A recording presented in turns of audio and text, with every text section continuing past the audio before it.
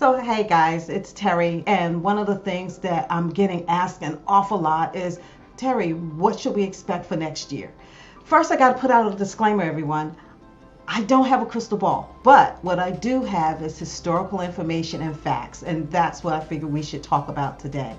Let's face it, we have been on a roller coaster ride when it comes to the housing market. And one of the things, like I said just a moment ago, that people are asking me is what is going to happen? What should I do? Whether you are buying or selling, we have to admit a couple of things. The first of which is that the mortgage rates, which have gone up tremendously, has really affected our housing market. So let's look at it. Believe it or not, back in January, we were in the threes.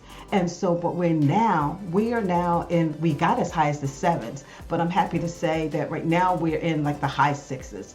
So it looks like we're getting some stability there and a little bit lower.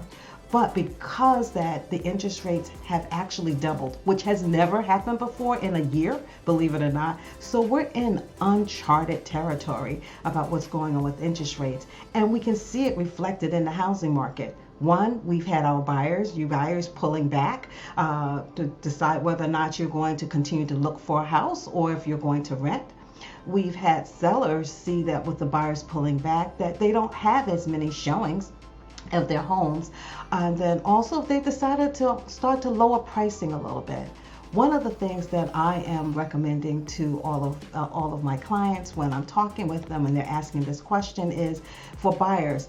If you are looking for a home right now, this, believe it or not, is a good time because guess what? You are now able to shop for property and you can actually keep all of your rights in terms of home inspections and things like that.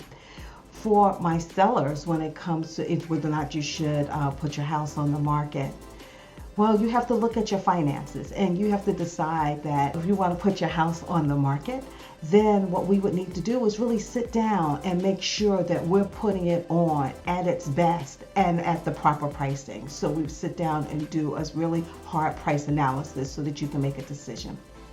But going on about what else is coming for in the future, they're thinking that possibly there's a recession on the horizon.